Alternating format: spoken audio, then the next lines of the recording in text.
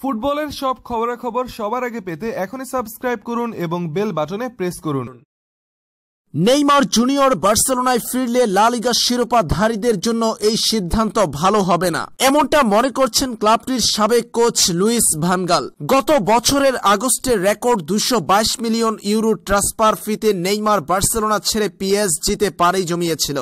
পিএসজিতে যোগ দেওয়ার কয়েক মাসের মধ্যে নেইমারের দলবদল নিয়ে আবারও নতুন করে উঠে গুঞ্জন। বর্তমানে স্পেনের বেশ কয়েকটি সংবাদ গণমাধ্যম দাবি করছে নেইমারকে আবারও বার্সেলোনায় ফিরাতে চায় ক্লাবটি। কাতালানরা তাদের আগের তারকা নেইমারকে আবারও দলে নিয়ে আসতে চায়, এমন খবরে সরগরম স্প্যানিশ মিডিয়াগুলো। স্প্যানিশ মিডিয়া দাবি করছে এরই মধ্যে নেইমারের মূল্য নির্ধারণ করেছে পিএসজি।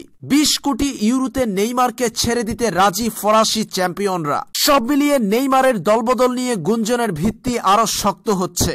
তবে নেইমার আবার বার্সেলোনায় ফিরুক এমনটা চান না সাবেক বার্সা কোচ গাল। তিনি জানিয়ে দিলেন নেইমারকে ফেরানোর সিদ্ধান্ত বার্সেলোনার জন্য মোটেও ভালো নয়। এ প্রসঙ্গে লুইস ভান গাল বলেন, আমি মনে করি নেইমারকে ফেরানোর সিদ্ধান্ত বার্সেলোনার জন্য মোটেও ভালো হবে না, কিন্তু এটা আমার ব্যক্তিগত মত।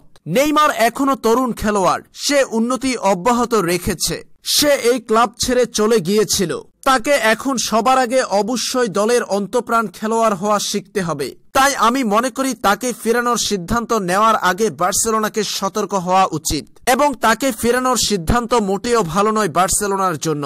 নেইমারকে ফিরাতে বার্সেলোনার নেওয়া সিদ্ধান্ত মোটেও পছন্দ করছেন না লুইস ভান গাল। আর তাই তো এ প্রসঙ্গে এ সমস্ত মন্তব্য করেছেন সাবেক বার্সেলোনার এই কোচ।